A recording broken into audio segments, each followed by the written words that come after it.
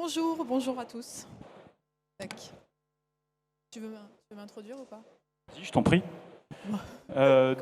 Merci d'être venu avec Google et Reflex. Nous allons essayer de vous présenter aujourd'hui notre vision de la supply chain actuelle et également future que nous développons ensemble. Ma partenaire de Google, je te laisse te présenter, Isabelle. Oui, alors on va passer à la slide suivante. Excusez-moi si ça bug un peu. J'essaye, hein. Bug. Voilà, c'est moi. Bonjour à tous, Isabelle Sauvet. Alors, enchantée, je suis en charge du groupe Ardis chez Google, Google Cloud. Et l'idée aujourd'hui, c'est en effet de vous expliquer mais pourquoi en fait Ardis, et notamment donc Reflex, a décidé de travailler avec Google Cloud. Donc, pour ceux qui ne le savent pas, Reflex, en fait, c'est un logiciel de pilotage et de gestion des opérations dans la logistique. Et aujourd'hui, le choix Google a été fait et j'en suis ravie. Je remercie l'équipe dirigeante. Ça a été un travail co-construit techniquement sur plusieurs mois. Et ce qui est important de savoir, c'est que l'offre est disponible en SaaS. Donc, Reflex est désormais disponible en SaaS. Qu'est-ce que ça veut dire pour vous, pour les clients, le SaaS? On va dire qu'il y a 3 avantages principaux. Je fais des allers-retours. Premier avantage, c'est le retour sur investissement qui va être beaucoup plus rapide. Beaucoup plus rapide parce qu'en fait, vous n'allez pas avoir à gérer en fait, les infrastructures sous-jacentes, que ce soit les infrastructures qui sont dans vos data centers ou dans ceux de tiers. Donc là, pour vos équipes, en fait, il n'y aura plus besoin de gérer le run, la maintenance de ces infrastructures, tout est en SaaS. Le deuxième point, et la deuxième raison pour laquelle le SaaS est important et prendre l'ampleur en fait, finalement au sein des entreprises, c'est toute la partie intégration. On va intégrer facilement dans les systèmes d'information des clients Reflex en SaaS, avec un déploiement en fait, qui va être à l'international. Pourquoi? Parce que Google Cloud, on va revenir tout à l'heure sur cette notion, est bien évidemment disponible à l'international avec 35 régions. D'accord? La troisième raison pour laquelle en fait, le SaaS est important pour vous, c'est la sécurité, la résilience. En fait, Reflex en SaaS va bénéficier de toute la sécurité de Google Cloud Platform. Et là aussi, en termes de sécurité, Google, on est des leaders, on est des pionniers. Et vous avez bien fait, Reflex, de choisir Google Cloud aussi pour ça. Donc, j'ai terminé avec ces slides. Alors, l'idée derrière, c'est... Attendez, c'est pas ça. C'est ça. Donc, pourquoi Google Cloud? Pourquoi Google Cloud pour Reflex SaaS? Bon, d'abord, je ne sais pas si vous le savez, mais il y a 2 raisons principales pour lesquelles les clients viennent voir Google.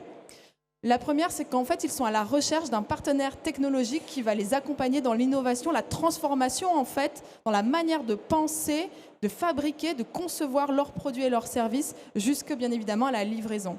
Et toute cette partie innovation, en fait, chez Google, c'est un vivier. L'innovation, chez nous, c'est une culture. Ça fait 20 ans qu'on innove.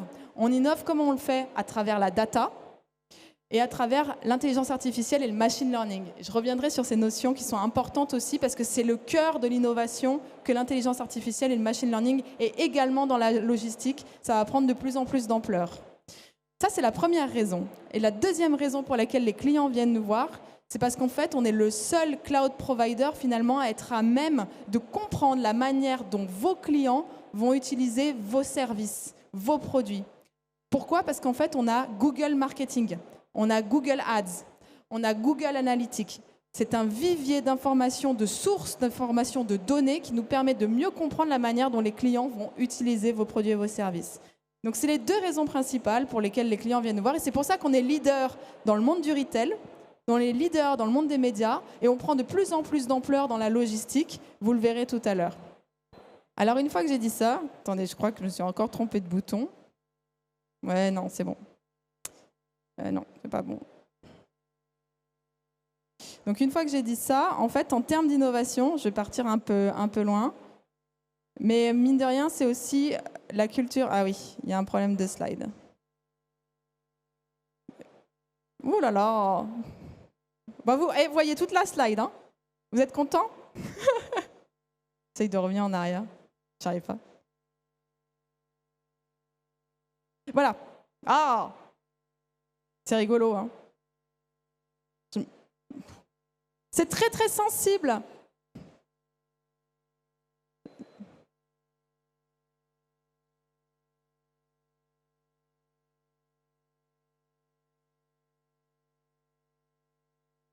Voilà, je m'arrête là. En fait, le format du fichier fait que j'ai pas toutes les animations. C'est pas grave. Ce qui compte aujourd'hui, quand on parle d'innovation chez Google, en fait, on parle de machine learning, comme je l'ai dit. Il faut savoir que l'ensemble de nos produits intègre du machine learning et de l'intelligence artificielle. Ça, c'est la clé de l'innovation. Ils apprennent automatiquement. Et ce qui est intéressant dans cette slide, vous allez voir, ça va rejoindre Reflex, hein, c'est que vous avez 9 applications qui comptent plus de 1 milliard d'utilisateurs chacun. L'ensemble de ces applications repose sur Google Cloud Platform, la même plateforme que Reflex va utiliser. C'est-à-dire que vous avez une plateforme cloud qui est capable de gérer les pics de charge de plusieurs milliards d'utilisateurs simultanément.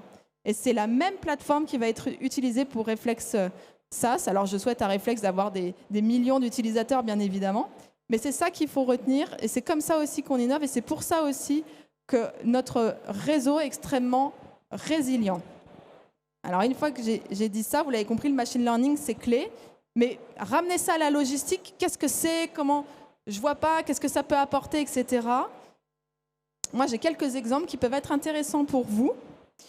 Vous avez aujourd'hui Google Maps, vous connaissez très bien l'outil. Je ne sais pas si vous le savez, mais il y a une nouvelle fonctionnalité qui est sortie sur Google Maps qui s'appelle Live View, qui vous permet en fait de définir un itinéraire, mais avec de la réalité augmentée.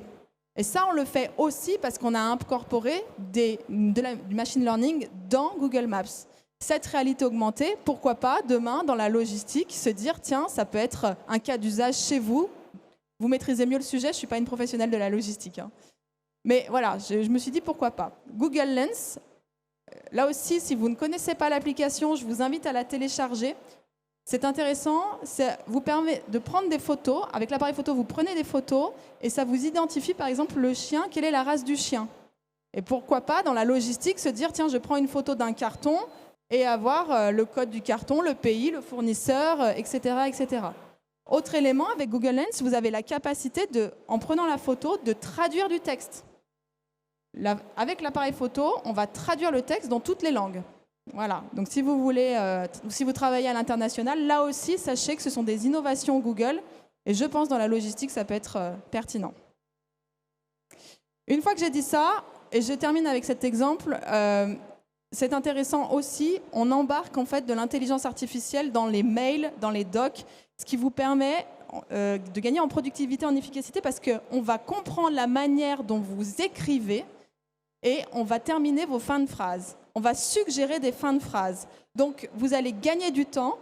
Au lieu de passer du temps à faire des mails, vous avez juste à entrer sur Entrée et ça termine vos fins de phrases. Donc là aussi, peut-être, ramener ça dans la logistique et des cas d'usage logistique. Voilà, gagner en efficacité, je pense que ça fait clé. Et puis, on a fait des annonces, l'annonce Bard, Chatbot, Generative AI. On continue à innover sur l'intelligence artificielle. Donc, ce qui est très bien, c'est que Reflex, porté sur Google Cloud, bénéficiera aussi de ces innovations technologiques. En termes de sécurité, là aussi, on a dit tout à l'heure, être en mode SaaS, c'est la sécurité. La sécurité chez Google, c'est clé. C'est la sécurité de vos systèmes d'information, de vos données, de celles de vos clients. Donc, comment ça s'articule? En fait, ce qu'il est intéressant de voir, c'est que la sécurité, chez nous, elle est by design. On a une philosophie « we trust nothing ». Donc, il y a uniquement les Googlers qui sont capables de rentrer dans les data centers. Ça, c'est la première chose. Personne d'autre ne peut rentrer dans nos data centers. Et l'autre élément clé, c'est qu'en fait, la donnée, c'est votre donnée, elle est encryptée, au repos, au transit et en production. Et vous avez des clés de sécurité qui vous permettent, si vous voulez renforcer la sécurité, et les clés de sécurité sont soit chez vous, soit chez Google, soit chez un tiers de confiance. Et on reviendra sur ce tiers de confiance rapidement. À noter qu'on est disponible sur 35 régions. Donc, vous voyez, donc l'offre Reflex est aussi disponible sur l'ensemble des régions. Follow the sun. Donc, si vous êtes à l'international, sachez que Reflex peut être déployé à l'international. L'autre élément à retenir, je ne sais pas si vous le savez, mais Google, en fait, a des câbles sous-marins et qui relient, en fait, les interconnexions entre les régions. Ces câbles sous-marins appartiennent à 100% à Google. On est les seuls à faire ça. Tous les câbles sous-marins appartiennent à Google. Et ça, en termes de sécurité, ça vous montre à quel point on investit énormément. On investit des milliards de dollars dans la sécurité, d'ailleurs. Autre élément, parce que c'est des sujets qui reviennent souvent avec les clients, c'est les conformités, les certifications. Donc, on est audité par l'ensemble des standards mondiaux, d'accord, sur l'ensemble des certifications que vous voyez ici. Et l'autre élément, pour ceux que ça intéresse, tout ce qui est sujet à la souveraineté de la donnée, souveraineté, label de confiance, cloud de confiance, etc. Je ne sais pas si vous le savez, mais on a, on va dire, contractualisé une joint venture entre Google Cloud et Thales. Donc le meilleur des cloud providers avec le meilleur de la sécurité et de la défense, on s'est joints pour créer une société qui s'appelle Sens. Et moi, je vous invite à regarder, parce qu'en termes de conformité et de souveraineté, on répond aussi aux exigences des clients et on a une solution, c'est Sens. Voilà, sachez-le, parce que c'est des questions qui reviennent souvent. Alors maintenant que j'ai compris comment marcher le bitonio, je termine. On a parlé intelligent, on a parlé bien évidemment sécurité. Un petit point rapide sur le développement durable. Travailler avec Google Cloud pour Reflex, c'est en fait travailler avec le cloud provider le plus propre. Vous allez me dire, oui, on connaît la chanson. Non, non, non. Nous, on est carbone neutre depuis 2007. Donc depuis 2007, en fait, on est carbone neutre et on vise le zéro carbone en 2030. D'accord ? Et je termine avec la partie industrie solutions. Qu'est-ce que c'est ? En fait, c'est encore un axe différenciateur chez nous. Il faut savoir qu'on crée des solutions AI, d'intelligence artificielle et de machine learning par verticale, donc par industrie. Et je me suis dit, tiens, pourquoi pas ? On sort un peu du cadre réflexe, mais ça vous montre aussi, en fait, le travail que font les équipes de Google Cloud avec nos clients. Je prends ma petite fiche. En fait, on a construit un partenariat avec Renault pour créer une tour de contrôle. Alors, la tour de contrôle, l'objectif, en fait, pour Renault, c'était essentiellement, finalement, d'améliorer, vous voyez, d'améliorer la liaison entre les fournisseurs et les usines. Et pour ce faire, il faut savoir qu'en moyenne, il y a 6000 camions qui transitent dans toute l'Europe, j'ai fini, qui effectuent cette liaison entre fournisseurs et les usines. Donc l'idée pour Renault, c'était comment prévoir les situations anormales, atténuer les perturbations de la chaîne d'approvisionnement. L'idée principale et la grande difficulté, ça a été de traquer l'ensemble des camions, bien évidemment des véhicules, et bien évidemment pouvoir proposer des scénarios alternatifs au cas où il y ait une panne, il y ait un accident sur la route. Et donc, si le camion n'arrive pas à l'usine, et vous le savez mieux que moi, ça a un impact. Ça a un impact financier chez vous, ça a un impact aussi sur les délais, ça peut avoir des impacts aussi dans les usines, ça peut bloquer les usines si le fournisseur n'arrive pas à temps. Donc, pour ce faire, pour maîtriser tout ça, en fait, l'équipe Renault et Google ont créé cette tour de contrôle qui est basée sur un jumeau numérique. Alors, le jumeau numérique, qu'est-ce que c'est ? En fait, on va capturer l'ensemble des données sources en temps réel. Et c'est ça aussi le point fort, c'est que c'est en temps réel. Et les données, en fait, ça peut être, je note, les données des positions des camions qui sont revues toutes les 10 minutes, les itinéraires des camions, le chargement des camions, les stocks, le nom, la marque, et on connaît aussi les dates de rupture de stock. Donc, toutes ces données vont alimenter, en fait, ce jumeau numérique. Et grâce au jumeau numérique, on sait que le camion va prendre du retard s'il y a un accident sur la route et on va prévenir le chauffeur. Et ensuite, les camions qui sont derrière, on va leur proposer des routes alternatives avec cet outil.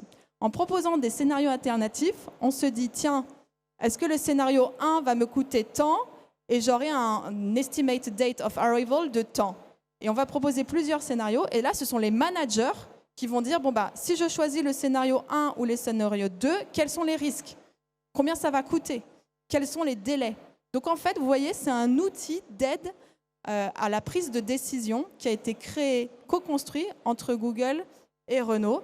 Et donc c'est la tour de contrôle Renault qui repose sur des infrastructures Google. Et tout ça en temps réel. C'est ça la grande force, c'est vraiment le temps réel. Voilà tout ce qu'on est capable de faire chez Google. Je suis ravie que Reflex et l'équipe Hardis aient choisi Google Cloud parce que vous voyez, c'est un vivier d'innovation incroyable. Et j'en ai terminé. Merci beaucoup. Je passe la main à Jérôme qui va vous expliquer maintenant vraiment pourquoi Reflex répond aux enjeux, aux challenges de la logistique et des métiers. Et c'est comme ça. Merci. Merci Isabelle. C'est... Aide-moi, s'il te plaît. C'est ça ? Ok. Hardis Group, très rapidement. Moi, quand je suis rentré en 2011, on faisait 40 millions d'euros. Cette année, on en vise 190. Croissance très rapide, internationalisation très rapide. L'international, c'était négligeable. Bientôt, ça sera un tiers de notre chiffre d'affaires, bientôt la moitié, bientôt plus que ça. On essaie de bâtir un champion français, d'abord en Europe, dans le monde plus tard. On a déjà des usines en Afrique du Sud qui tournent énormes. On a déjà des sites. On fait toutes les usines de Renault également, par exemple, qui sont de partout dans le monde, dans le Mercosur, en Afrique. On travaille, on fait tout le e-commerce de H&M, petite marque de textile, aux États-Unis. Donc, perspective d'internationalisation forte et une boîte qui avance vite. Une boîte qui appartient encore à ses managers et qui est backée par BPI et CIC. Donc, la volonté de bâtir un champion français dans un monde où il y a des Américains et des Allemands essentiellement très importants. Donc voilà, il ne faut jamais s'avouer battu. Nos clients, c'est qui? C'est des retailers avec leurs entrepôts, des 3PL avec leurs entrepôts, etc. etc. C'est tous les métiers du monde qui ont des entrepôts, mais c'est aussi des usines, c'est aussi des magasins. On a aujourd'hui près de 2000 sites qui sont gérés, des sites qui souvent font des critiques, des petits, des moyens, des grands sites. On a parmi les plus grands sites du monde qui font par exemple des centaines de milliers de commandes de e-commerce par jour en temps réel. Ça descend, il faut produire très vite. Jusqu'à des tout petits sites de débord avec 4 personnes dans des pays où les moyens informatiques sont un peu plus compliqués à mettre en œuvre. Donc une grande hétérogénéité et d'abord et avant tout un amour de la logistique et sous quelque forme que ce soit, d'aller servir tous nos clients sur des flux critiques. On a beaucoup de partenaires, on est en train d'aller dans le monde entier et donc ça rejoint notre première préoccupation dont Isabelle parlait. Un seul SLA.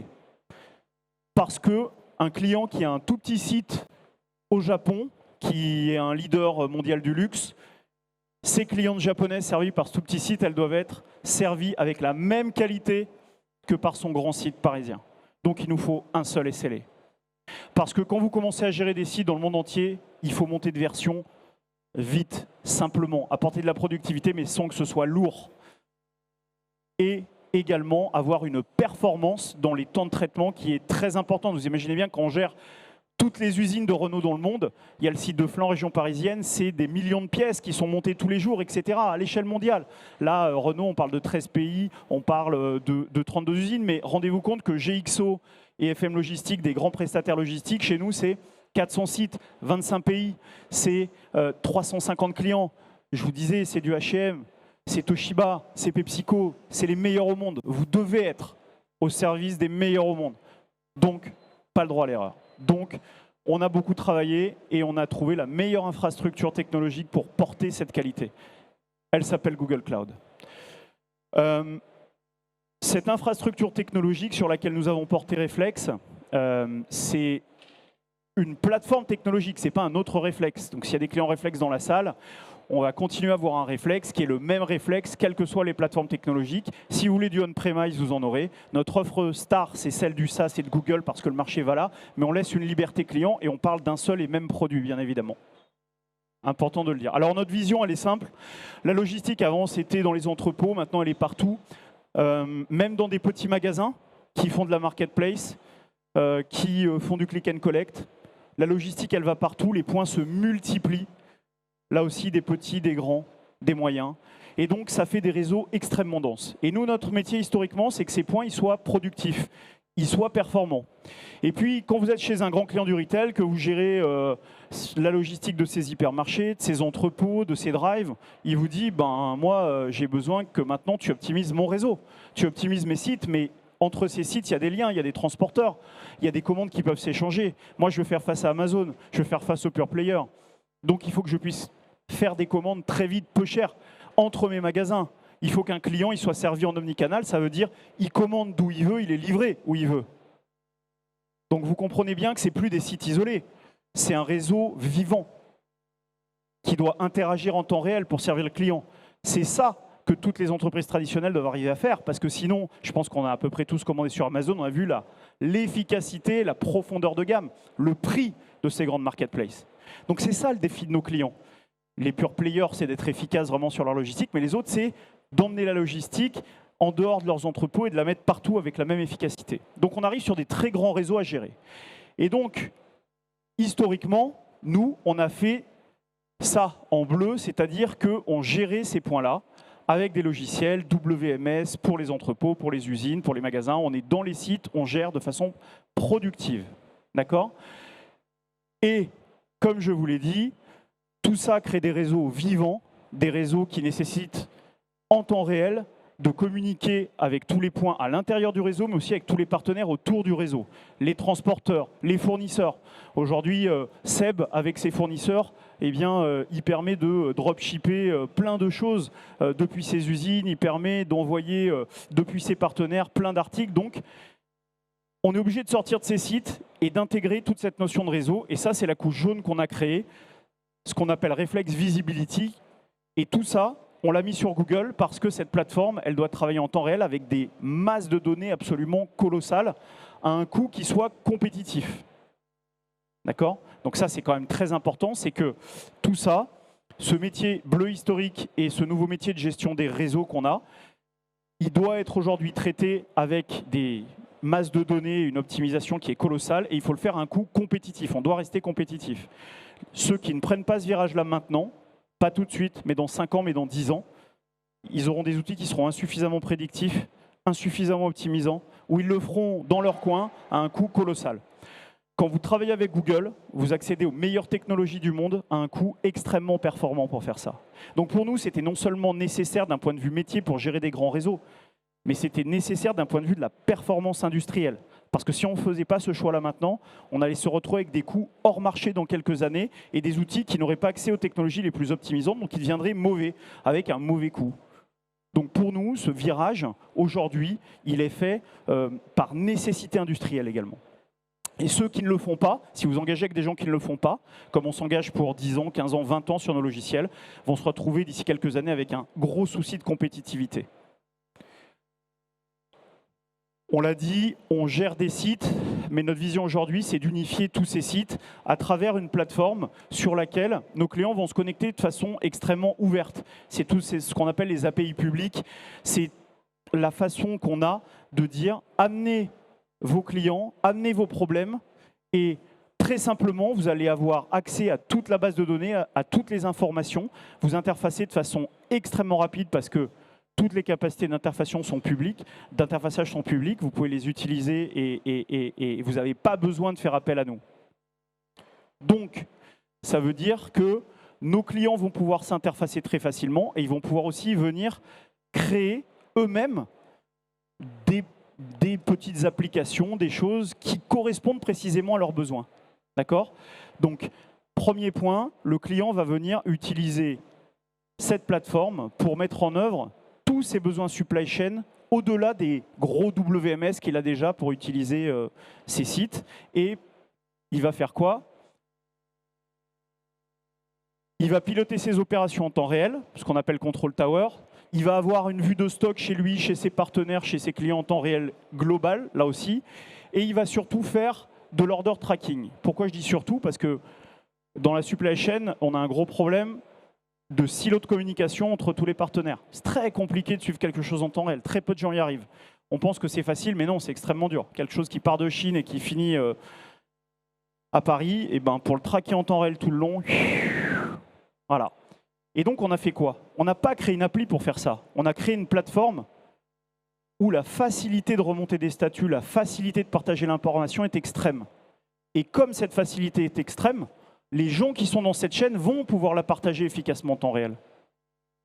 Donc notre but n'est pas tant de venir à nouveau, pardon du terme, fourguer des applications. Il est vraiment de vous ouvrir une plateforme qui vous permette très facilement de dire à tout votre écosystème, regarde, remonte des statuts, remonte des informations. Ça se fait extrêmement simplement, c'est très performant et le coût est minime. Et donc le cœur de l'idée qu'on a, c'est véritablement ça. C'est véritablement d'avoir tous les gens qui vont avoir besoin de s'interconnecter avec d'autres membres de la supply chain, de leur supply chain, qui peuvent le faire de façon simple, à faible coût, mondialement, avec une très grande performance technologique qui s'appelle le temps réel, en descendant jusqu'au niveau de l'article. On ne descend même pas à la commande transportant, on va vraiment au niveau le plus unitaire. Donc c'est un socle de performance pour la supply chain. Et on le fait avec, là aussi, des ergonomies, des facilités d'usage extrêmes. par exemple, vous avez un statut de livraison en bas qui est en rouge, une livraison cliente, et ben votre service client, il va s'abonner à cet événement sur la plateforme comme on s'abonne à un fil Twitter.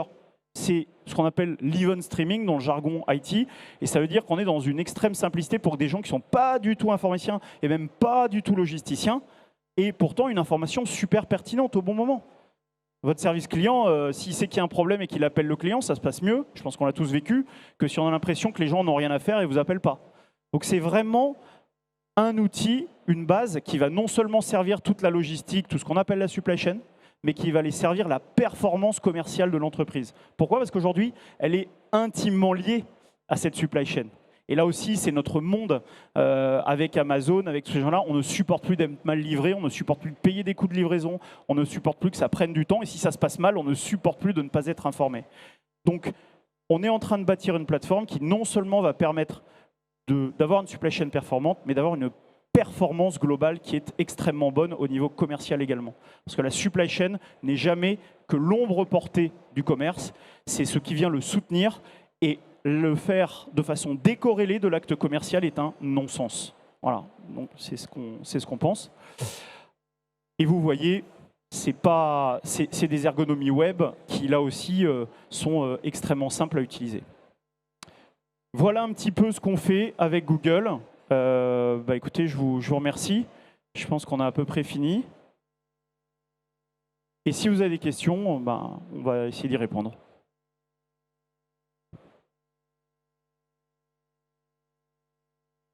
Bonjour. Comment vous gérez le Cloud Act aux États-Unis? Justement, en fait, c'est la réponse que je disais tout à l'heure. Alors, en substance, Sens, c'est la société, donc la joint venture entre Google et Thales. Donc, elle a été sortie, elle a été créée l'année dernière. On a proposé notre première offre hier, qui s'appelle Contrôles locaux. D'accord? Et en fait, tous ces sujets de souveraineté, nous, on les aborde avec Sens. Pourquoi? Parce qu'en fait, vous allez avoir Thales qui va porter en fait à la fois les infrastructures, les data centers, les personnes qui vont opérer dans Sens, ce sont les équipes Thales. Et nous, Google, on apporte uniquement la technologie. C'est tout.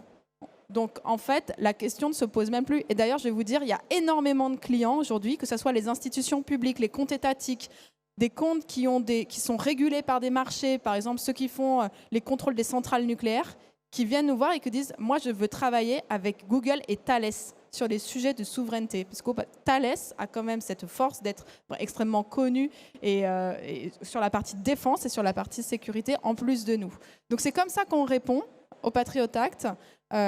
Pour n'importe quelle entreprise avec Sens, je vous invite vraiment à regarder. On a fait beaucoup de bruit sur LinkedIn. Et vous allez voir, toute l'offre Google Cloud en fait, va être portée sur Sens et ça sera les équipes Thales qui vont opérer dans les data centers. Et ça, c'est un beau partenaire. Alors, en un mot, l'État américain vous demande de sortir des informations. Vous faites quoi? En fait, la question se pose pour l'ensemble des cloud providers. C'est-à-dire que ce soit Google ou ce soit n'importe quelle autre marque, c'est la même chose. J'ai la question régulièrement en clientèle. Et ce qui est intéressant, c'est que justement, je suis allée creuser. Je me suis dit, tiens, en fait, combien de personnes on a dû extraire leurs fichiers, etc., et l'envoyer aux États-Unis? Eh bien, l'année dernière, c'était 2 personnes, 2 individus, ce n'étaient même pas des entreprises, c'était des individus. Donc, en fait, après, il faut se dire, bon, bah voilà, moi, la réponse, c'est, si l'État américain nous demande des données, je ne sais pas, je ne suis pas juriste. Moi, ce que je vous dis, c'est juste qu'en l'état, pour avoir creusé, il n'y a que 2 personnes qui ont été ciblées sur ce sujet en France l'année dernière, et c'était des individus, pas des entreprises. Voilà. Mais je comprends la question, ne vous inquiétez pas. La plupart des clients l'ont. Donc on a cette réponse, c'est Sens, monsieur, Sens. Juste un point, je vous rappelle qu'on laisse nos clients libres, c'est très important, de choisir leur plateforme technologique. Donc on a un cloud hardis, privé, comme on dit en France. Vous avez du on-premise, par exemple, on gère la logistique de la Banque de France. Bon, ils ont décidé d'être en on-premise. Ils n'ont pas envie qu'on détourne des palettes de billets, je pense. Et ils resteront sûrement comme ça, c'est profondément enraciné dans leur culture. Donc voilà, pour ce qui nous concerne en tout cas, si vous choisissez Google, c'est en tout état de cause, sinon vous aurez d'autres choix. Merci beaucoup pour l'attention, merci à tous. Bon appétit. Et oui, on vous laisse déjeuner. Merci beaucoup.